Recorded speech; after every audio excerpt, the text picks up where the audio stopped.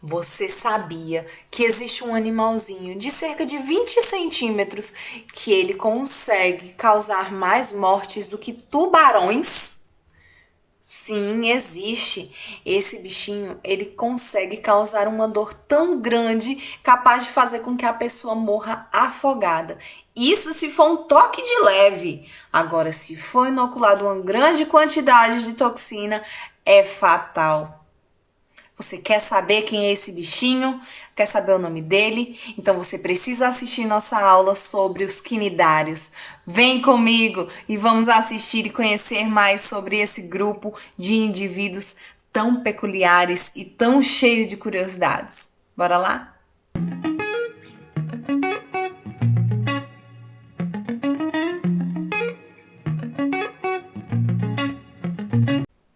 Olá, vamos estudar hoje o grupo dos quinidários. E quem são os representantes dos quinidários? As águas-vivas, as anêmonas, as hidras, são representantes desse grupo tão cheio de características, tão diverso e cheio de perigos também. Quais são as características gerais do grupo? Bora lá! São indivíduos aquáticos que podem ser de água doce ou salgada. Esses indivíduos, tem alguns indivíduos dos filos que são desse filo, que são sésseis. Lembra lá o que são sésseis? Que precisam viver fixos em algum substrato. E existem indivíduos que têm vida livre, que conseguem aí flutuar, nadar e desbravar aí o oceano ou o rio, né? Esses indivíduos são diblásticos. Eita, Aline, volta lá na aula de introdução à zoologia para saber o que quer dizer isso. Esses indivíduos são diblásticos, têm sistema digestivo incompleto. O que isso quer dizer? Quer dizer que esses indivíduos eles possuem boca, mas não possuem ânus. A sua alimentação entra pela cavidade bucal, fica lá na cavidade digestiva e seus dejetos são eliminados também pela boca. Blá. Além disso, esses indivíduos eles possuem simetria radial. Aline, eu não lembro o que é. Poxa vida, volta lá na aula de introdução, hein? Tem que lembrar desses termos. É quando eu consigo pegar um indivíduo, traçar vários eixos de simetria, como se eu estivesse simulando cortes e obter aí partes semelhantes. Então vamos ver aí como é a estrutura dos quinidários. Se liga aí na imagem. Nós temos aqui dois exemplos. Pólipos, que são estruturas que são sésseis, que são fixas, e nós temos as medusas, que são exemplos de indivíduos de vida livre. Ambos têm uma boca e a cavidade gástrica. Qual é a diferença? Que no pólipo a boca está em cima e na medusa a boca está embaixo. Esses indivíduos, eles possuem tentáculos também. Esses indivíduos possuem mais externamente uma camada de epiderme. Na parte intermediária tem a mesogleia, gleia, lembra geleia? É porque realmente é um material gelatinoso que está presente aí entre esses dois tecidos. E aqui a gente tem a gastroderme, que é o tecido que vai envolver aí a cavidade gastrovascular. Tanto o pólipo como a medusa tem todos eles. Olhem aqui, a epiderme mais externa, a mesogleia, aqui, essa parte aqui, e a parte interior, a gastroderme, que vai envolver a cavidade gastrovascular. Qual a diferença desses indivíduos? O pólipo é fixo e a medusa é livre. No pólipo a boca é na parte superior, na medusa é na parte inferior e o resto é parecido. Tem endoderme, tem a mesogleia e tem aí a gastroderme. Agora tem uma característica muito importante, específica dos quinidários, que inclusive ajuda aí no seu nome, quinidários. Os quinidários, eles possuem quinidócitos. O que são isso? São células importantes para proteção, para auxiliar na captura de alimento e que liberam toxinas, o que faz desse filo um filo de indivíduos um tanto que perigosos. Por quê? Porque essas toxinas, eles usam aí, né, para conseguir seu alimento, mas eles usam para se proteger. E se a gente se aproxima e toca nesse indivíduo, essa toxina é liberada e pode nos causar sérios danos. Vamos ver o que são esses quinidócitos. Olhem aqui, aqui é um exemplo de hidra. E aqui, ó, olha o zoom, zoom, epiderme, mesogleia, gastrodérmica, que a gente acabou de ver. E aqui na epiderme a gente tem os quinidócitos. O que é que tem dentro desses quinidócitos? Tá aqui os quinidócitos. A gente tem um quinidocílio, que é uma estrutura sensível ao toque. É como se fosse, na verdade, um botão de liga e desliga, porque quando há o toque nesses quinidocílios, ele vai despertar nessa célula uma reação. E essa reação qual é? É colocar para fora dessa célula o que a gente chama de nematocistos, que é aí a estrutura responsável por eliminar toxina, injetar toxina no indivíduo, que é aí um perigo, está causando aí um perigo para esse animal. Certo? Então, os quinidócitos, eles possuem duas estruturas importantes. O quinidocílio, que é a estrutura sensível e que é um botãozinho, digamos assim, que ativa a liberação do nematocisto, e o nematocisto ele é responsável por eliminar a toxina, que pode sim causar danos a nós seres humanos e causa danos aí para os possíveis predadores e para as presas também desses indivíduos. A reprodução dos quinidários, ela é marcada por algo que a gente chama de alternância de gerações. O que isso quer dizer? Que existe um período do ciclo de vida em que existe a reprodução de forma assexuada e existe um período no ciclo de vida desses indivíduos em que ocorre a reprodução sexuada. Bora ver como ocorre. Existem duas formas dessa alternância a ocorrer. Vamos ver aqui na imagem.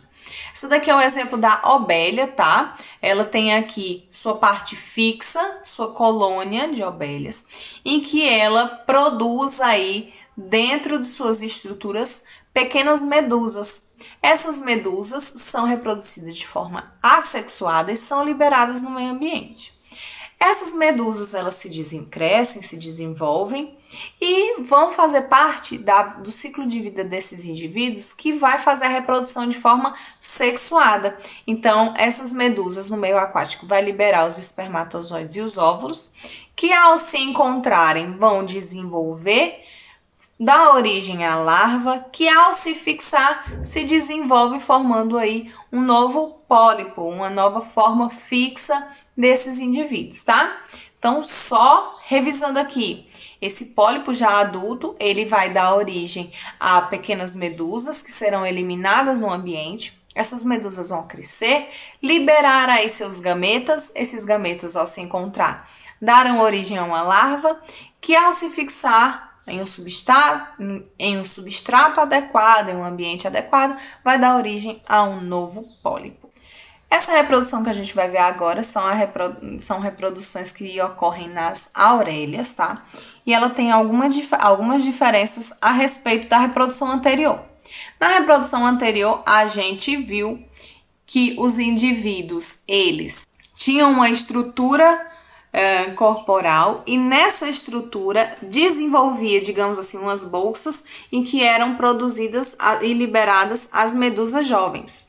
Aqui, ele não tem uma estrutura que libera as medusas jovens, porque o próprio corpo, a própria estrutura corporal é formada por éfiras, que são essas medusas imaturas, tá? É um conjunto de éfiras, como se tivessem várias éfiras empilhadinhas, que elas vão se desenvolvendo e um certo grau de desenvolvimento, ainda imaturas, elas são liberadas no ambiente. Elas conseguem se desenvolver e dar origem a medusas, que aí vão continuar aquele processo. Realizam reprodução sexuada. Esses gametas que são liberadas no ambiente, eles se unem, formam larvas que se fixam e darão origem a um novo indivíduo. Então, a parte assexuada nessa situação aqui, tá? É a liberação de éfiras, que faz parte da composição corporal do indivíduo, que ela vai se desenvolver e quando medusas adultas, liberarão seus gametas para reprodução sexuada. Compreendeu? Faz o esqueminha das duas reproduções para ajudar você a compreender e a fixar aí esses detalhes dessas reproduções dos quinidários. E agora nós vamos falar da classificação dos quinidários. Eles são formados por 4 grupos: antozoários, hidrozoários, sifozoários e cubozoários. Então vamos lá observar quais são as características principais de cada grupo. Os antozoários são formados pelos corais, certo? Que são animais marinhos, são sésseis, são fixos, são pólipos que podem viver isolados ou em colônia, tá? Esses corais, eles excretam aí um esqueleto de calcário e eles vivem numa associação mutualística entre algas, que é o que dá essas cores. A gente tá vendo aí esses indivíduos todos coloridos, umas cores bem bonitas, mas na verdade essas cores, elas não são dos corais.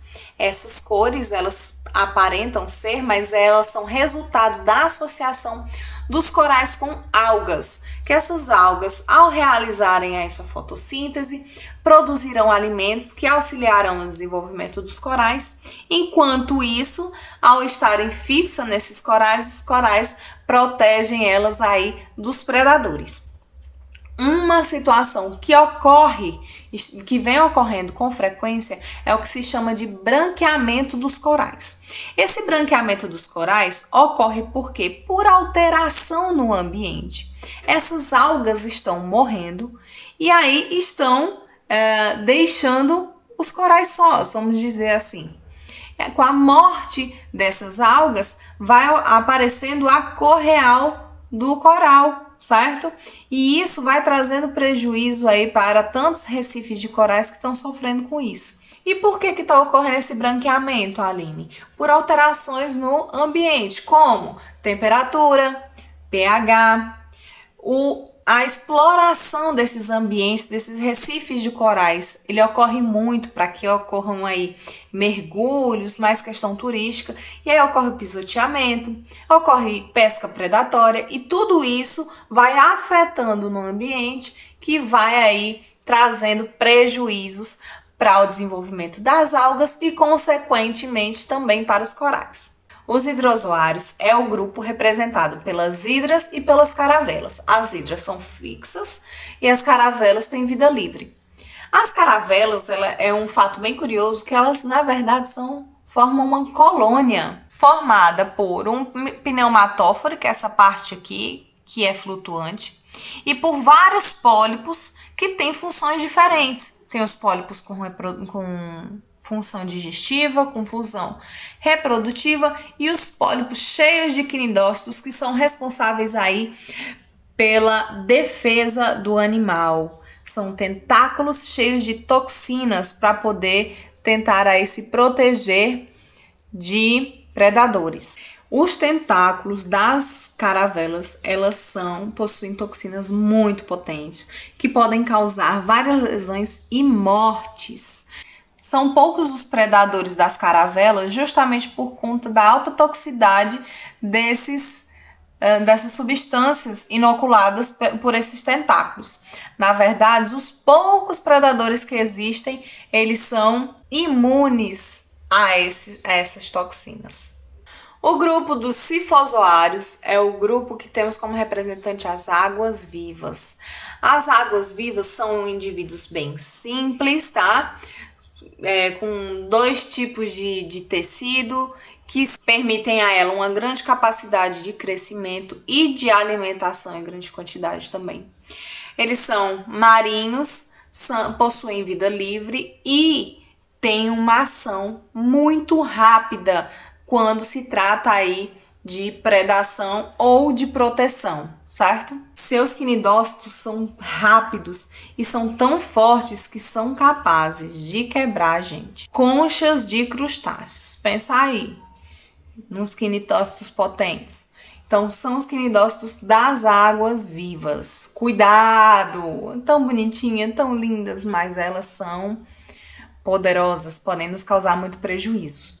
E as águas vivas, elas produzem aí substâncias que geram o que a gente chama de bioluminescência. Elas produzem aí uma luz própria, como tem aí na imagem para vocês. Em um ambiente que possui uma grande quantidade de águas vivas que são bioluminescentes, é possível verificar a claridade dentro da água, a luminosidade dessas águas vivas, principalmente quando anoitece. E por último, o grupo dos cubozoários, que são as vespas do mar, que são os bichinhos que eu falei para vocês lá no comecinho do vídeo, que são bem pequenininhos, mas que causam mais mortes do que tubarões. Eles são transparentes, têm aí esse formato cúbico e nos seus tentáculos eles possuem toxinas que são potentes mesmo, que afetam o sistema nervoso, o sistema cardiovascular. E um toque, gente, de leve, ele causa uma dor tão grande, paralisante, que mata a pessoa afogada. Um simples toque, bem de leve, libera essa toxina, a dor é tão grande, a pessoa não consegue mais se movimentar de tanta dor, causa um choque que a pessoa morre afogada. Sim, esses bichinhos, eles têm cerca de 20 centímetros e os tentáculos podem atingir até 1 metro e matam mais do que tubarão. E aí, o que acharam dessa aula cheia de curiosidades? Gostaram? Espero que sim. Comenta aqui qual foi o fato que você achou mais curioso dessa aula.